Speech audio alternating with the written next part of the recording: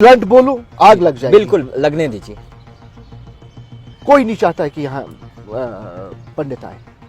कश्मीरी मुसलमान भी नहीं नहीं, चाहते? कोई नहीं चाहता। क्यों नहीं चाहते? कोई नहीं चाहता है, क्योंकि क्यों? खुद पंडित लोग नहीं चाहते यहाँ आने।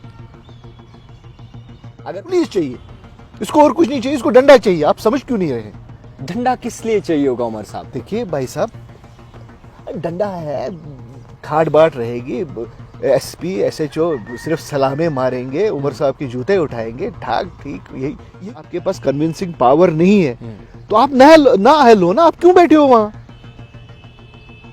क्यों बैठे हो वहां? See, he wanted to be the first man of the state. He became. आगा सईद रूहुल्लाह मेहदी के स्टांस और चीफ मिनिस्टर के हिसाब में क्या फर्क है? ये फिक्स मैच है। डू यू थिंक ये फिक्स? हाँ, 100%। कैसे? 100%। आगा सईद रूहुल्लाह मेहदी नेशनल कॉन्फ्रेंस की वजह से एमपी बना। मिनिस्ट्री नहीं है इसके पास, बाकी तो इन्हीं के पास। अगर इसके पास हुकूमत नहीं होती तो ये आज बजट के लिए डिस्कशन क्यों कर रहा है?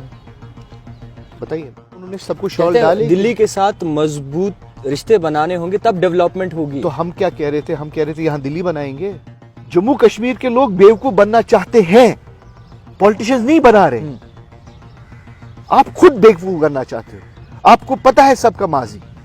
इस वक्त हमारे साथ बातचीत करने के लिए मौजूद हैं पीपुल्स कॉन्फ्रेंस के सीनियर रहनुमा इमरान रजा अंसारी जी। काफ़ी मुद्दत बाद इनसे बातचीत हो रही है। नई सरकार जब से जम्मू कश्मीर में बनी है उसके बाद पहली दफ़ा जो है हम इनसे बातचीत होगी। बहुत शुक्रिया सर वक्त देने के लिए। सरकार बन चुकी है और मामला बहुत ज़्यादा गर्म है, 100 दिन से ज़ायद वक्त हो चुका है। सो कैसे देखते हैं निज़ाम को? तब्दीलियाँ क्या लग रही हैं?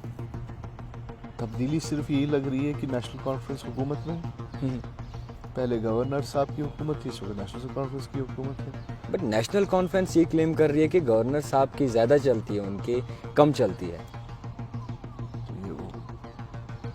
वो तो उनको पहले ही पता था कि ये यूटी की गवर्नमेंट बनने वाली है और यूटी में उनका क्या रोल होगा और गवर्नर साहब का क्या रोल होगा। चलना या न चलने की बात नहीं है। आप देख लीजिए, इन्हीं के अलाए एक वक्त ये उनके साथ बड़े दोस्ती में थे वो केजरीवाल साहब।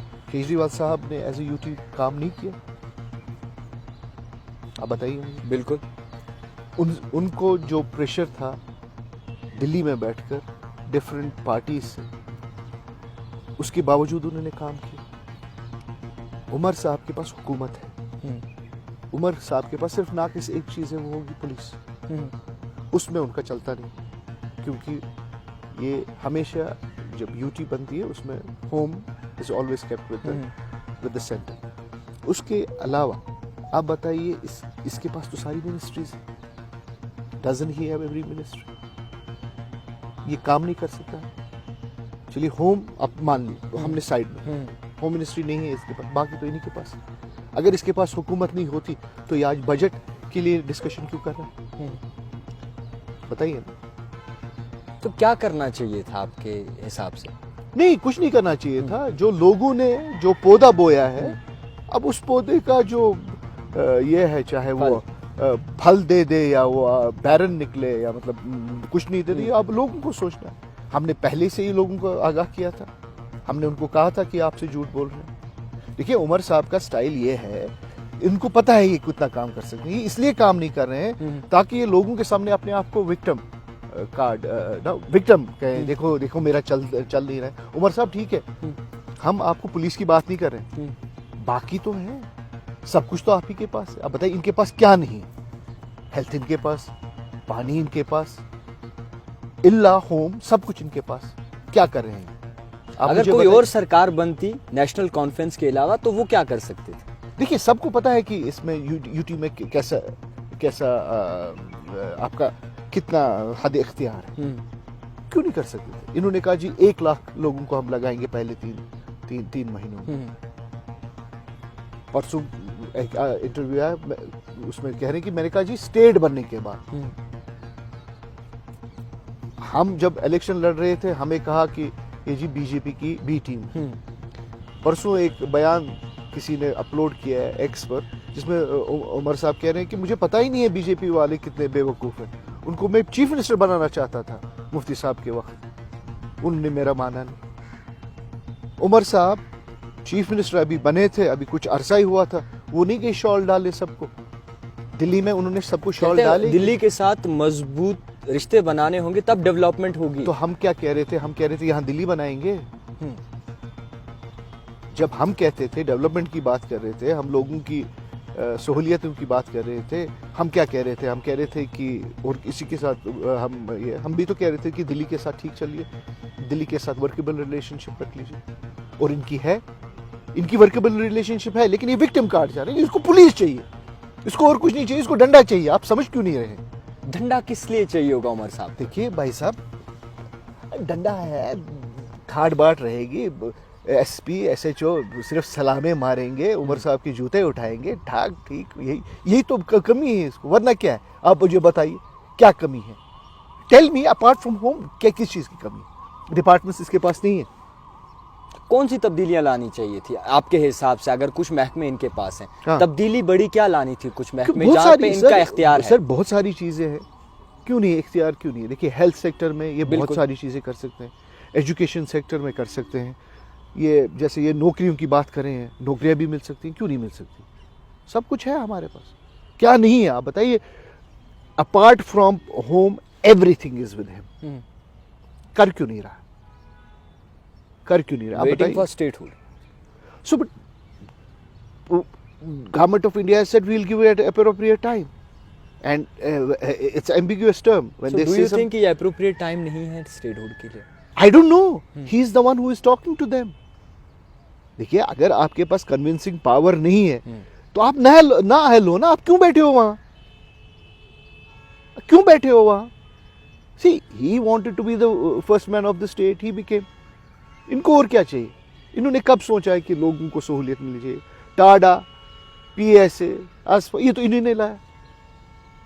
आगा सईदुल्लाह मेहदी के स्टांस और चीफ मिनिस्टर के हिसाब में क्या फर्क है? ये फिक्स मैच है। डू यू थिंक ये फिक्स? हाँ, 100%। कैसे? 100%। आगा सईदुल्लाह मेहदी नेशनल कॉन्फ्रेंस की वजह से एमपी बने हैं। It was the NC cadre which voted for Agha Ruhullah. Let's be very frank. एक हार्ड स्टैंस रख रहा है, एक सॉफ्ट स्टैंस रख रहा है। ये तो दे वांट टू बी, क्या कहते हैं, चित भी मेरी पट भी मेरी। फायदा क्या हो सकता है इसका, किसका? अलग अलग स्टांस रखने से? दिल्ली को इससे फायदा मिल रहा है ना, दिल्ली को इससे फायदा मिल रहा है ना, क्योंकि लोगों की बात दिल्ली पर तो असली बात पहुंच ही नहीं रही है। कंफ्यूजन हो रहा है दिल्ली में। इस वक्त जितना कंफ्यूजन दिल्ली में है towards the state of Jammu and Kashmir, कभी मैंने देखा ही नहीं। Tell me one thing, a person, इन्होंने कहा 370, 35 से भी करेंगे, ये भी करेंगे, वो भी करेंगे। कहाँ हो रहा है? यहाँ एक लेजिस्लेटर ने बिल लाई, कहा कि हम यहाँ शराब बंद करें। आपने देखा होगा इनका स्पोक्समैन, एक्स स्पोक्समैन, उसने क्या कहा कि हमें स्टेक होल्डर्स से बात करनी है। दैट मीन्स उस आदमी ने टेंट कर दिया एक पर्टिकुलर सेक्शन को कि हमें पहले इनसे बात करनी, कि इनको इसमें लगता है कि करना नहीं चाहिए या नहीं करना चाहिए। इनमें कंफ्यूजन है। बाकी आपको मैं एक बात बता दूंगा, आपके चीफ मिनिस्टर साहब बल्ले बल्ले, he is doing very well for himself. आपके एमपी साहब, he is also doing very well. वो भी दिल्ली में घूम रहे हैं, he is getting a good stage, he is going everywhere. But he is telling कि I am always stand for Article 370. So he is standing, but will one member get me in 370? They are in coalition with Congress. Did they stand up for us? They were in coalition with Kejriwal. क्या नाम है उनका? क्या है वो? आम आदमी party, AAP. Did they stand with us on this? क्या बात करते हैं सर? यहाँ हर एक अपनी सेल्फ इमेज के लिए लगा है। बेवकूफ बनाया जा रहा है फिर से जम्मू कश्मीर के लोगों को। नहीं, जम्मू कश्मीर के लोग बेवकूफ बनना चाहते हैं, पॉलिटिशियंस नहीं बना रहे। आप खुद बेवकूफ बनना चाहते हो। आपको पता है सबका माजी आपके पास है, लेकिन तब भी आप झूठ के सहारे आप अपनी जिंदगी बसर करना चाहते हो। यू डोंट वांट एनीवन कि जो आपको पूरा प्रॉपरली गाइड करे कि क्या सही है और क्या गलत है। देखिए, पॉलिटिक्स में कंफर्टेबिलिटी की बहुत बड़ी बात होती है। कौन किसके साथ कितना कंफर्टेबल है। अगर आपने देखा होगा, बहुत सारे बड़े बड़े मुल्कों में भी डिसीजंस ये होते हैं कि I like this man, for him I will do this thing for his country. May be जिस हिसाब से उमर साहब जब यहाँ बयानात देते थे हमें तो पूरी तरह से बावर हो गया था कि बीजेपी शैतान है और शैतान के आपने देखा होगा how he was speaking about BJP. आज वही उमर साहब is going with shawls trying to show them that how much he loves them. देखिए मुझे वाकई कोई प्रॉब्लम नहीं है, अच्छी बात है उमर साहब गए, प्राइम मिनिस्टर साहब को शॉल दिया क्योंकि वो देश के प्रधानमंत्री है, होम मिनिस्टर को शॉल दिया, ठीक है, क्योंकि उनके साथ काम कर रहे, डिफेंस मिनिस्टर साहब को दिया। अरे ये तो वैसे लोगों के पास गए जो कि मुसलमानों के मुर्दों को निकालना चाहते हैं। कौन? निशिकांत दुबे। उसकी अटरेंसेस देख लीजिए पार्लियामेंट में। Tell me what is he is an ideologue, he is an RSS guy जिसकी जबरदस्त मतलब पीआर है अपने मेंबर्स के साथ। He went to give a shawl to him. What does that prove? आप देखिए कश्मीरी लोगों को सब कुछ पता है, लेकिन कश्मीरी को अच्छा लगता है कि उसके साथ कोई झूठ। हाँ यस, ऑपोजिशन सही से खेल रही है जी, ऑपोजिशन लीडर है सही से। कौन सी अपोजिशन है यहाँ? पीडीपी है, हम 5 सजाद साहब भी हैं, 5 लोग हैं। हम जितना हमसे हो पा रहे हैं हम करेंगे। बीजेपी के साथ इनकी सेटिंग है, बीजेपी वाले इनको गाली देते हैं, उनको गाली देते हैं, उनकी गाली से ये आगे चल रहे हो, ये उसकी गाली से वो आगे चल रहे हैं। ये सीधी बात है भाई साहब, आप इसमें आप ये कोई रॉकेट बनाना नहीं है। एक बीजेपी के लीडर का बयान आया है, कहा है कि जम्मू कश्मीर के खासकर कश्मीर के लोग कश्मीरी पंडित्स को अभी एक्सेप्ट नहीं कर रहे हैं और जब एक्सेप्ट करेंगे, ब्लंट बोलूं, आग लग जाएगी। बिल्कुल लगने दीजिए। कोई नहीं चाहता है कि यहाँ पंडित आए। कश्मीरी मुसलमान भी नहीं नहीं, चाहते। कोई नहीं चाहता। क्यों नहीं चाह सकते? कोई नहीं चाहता है, क्योंकि क्यों? खुद पंडित लोग नहीं चाहते यहाँ आना। अगर वो आना चाहें तो बिस्मिल्लाह, उनकी जमीनें हैं, उनकी जायदाद है, उनका हक है, लेकिन वो भी नहीं आना चाहते।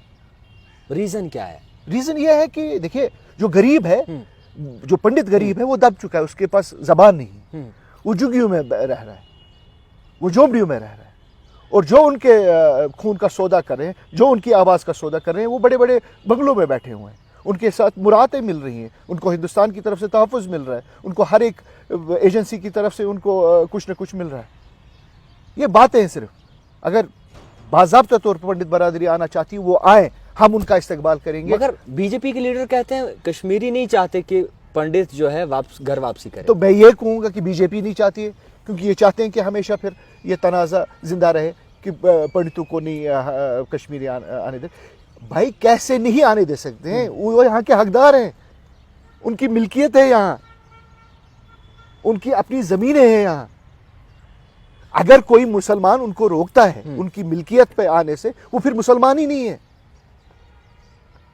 आप समझ रहे मेरी बात? वो मुसलमान ही नहीं है। अगर कोई जबरन उनके प्रॉपर्टीज पर कब्जा करता है, वो मुसलमान ही नहीं है। ये हमारे दीन में नहीं है।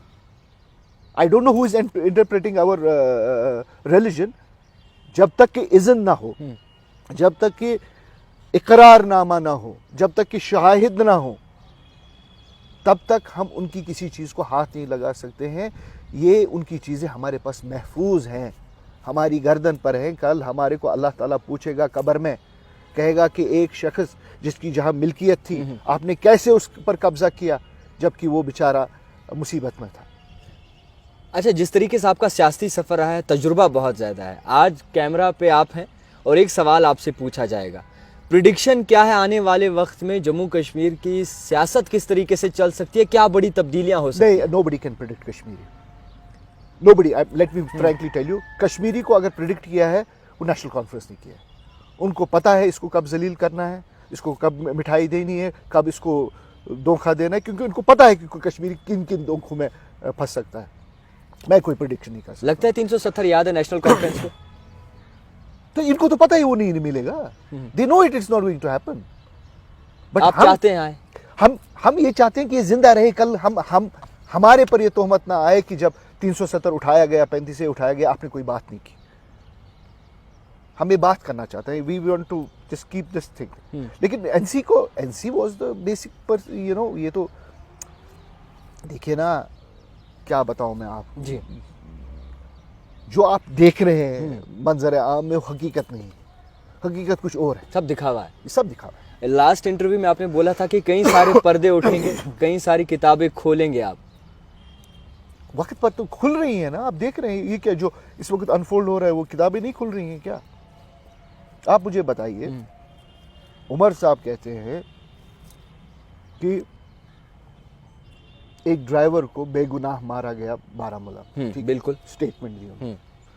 उमर साहब, आपके साथ 50 लोगों की टीम है, आप 50 लोग क्यों नहीं गए दिल्ली में, वहां क्यों नहीं बैठे, उनको इंसाफ क्यों नहीं दिलाया? होम नहीं है ना उनके पास, because he can not do anything. No. So at least he can go, at least he can go to the governor who is handling the home, उनके साथ बात करें, उनको कहे ये क्या हो रहा है, गए क्या? बट वो स्टिल एक इंटरव्यू में कहा कि उनके एलजी के साथ ताल्लुकात ठीक नहीं बन रहे, सो वक्त आने पे वो खुलासा करेंगे। वो तो वक्त आने पर ही बहुत सारी चीज़ें कह रहे हैं, तो अभी तक मुझे नहीं लगता है कि जैसे बाकी तीन वो कह रहे थे 3 महीने में ये करूँगा, वही हो सकता है 3 साल के बाद कोई खुलासा कर ले। सो आखिर में एक ही सवाल रहेगा, क्या कुछ कहना चाहेंगे तमाम आवाम से, क्योंकि कश्मीर की आवाम काफ़ी आपको जानती भी है और आपको तजुर्बा भी है सियासत का, सो अवेयरनेस के लिए क्या कुछ कहना चाहेंगे? देखिए, इन्होंने एक पौधा बोया, अब जो कुछ ये हो रहा है ये उनके बोई चीज़ है, चाहे वो अब फूल दे रही है, कांटे दे रही है, सेब दे रही है या नींबू दे रही है, you have to accept it, you are the ones who have done it. इसमें कोई बाहर की मुदाखलत तो थी नहीं, इसमें तो हम ये नहीं कह सकते हैं कि किसी ने मुदाखलत करके, लोगों ने ऐसा चुना है, as you so shall you reap. एक और सवाल आया याद, आपका जिस तरीके से सियासती सफ़र रहा है, कभी भी लोगों ने आपका भरोसा नहीं तोड़ा है, इस बार जो हुआ बिल्कुल अलग हुआ। किस हिसाब से? कई सारे इंतखाब, मतलब कई सारे इस बार इलेक्शंस में बहुत ही ज़्यादा पीछे चले गए और आप कुछ चंद वोटों से हार गए। सो क्या लगता है इसके पीछे क्या आइडियोलॉजी हो सकती थी? नहीं, देखिए, मैं आपको एक बार बता दूंगा, फर्स्ट ऑफ ऑल हमें जो लोगों को बावर कराया गया कि ये बीजेपी है, they are affiliated with BJP. दूसरा, ये सारी तंजीमें थी और हो सकता है मेरी तरफ से भी कहीं कोताही हो, मैं पहुंच नहीं पाया होऊंगा कहीं, या किसी के दिल को छू नहीं पाए होंगे। So I accept the verdict, ये लोगों, ये जानतकार है, they have chosen somebody else, it's wonderful, let them test him also. खैर, बहुत शुक्रिया वक्त देने के लिए। इमरान रज़ा अंसारी इस वक्त हमारे साथ मौजूद थे। देखते रहिए द टाइपराइटर जावेद खान के साथ।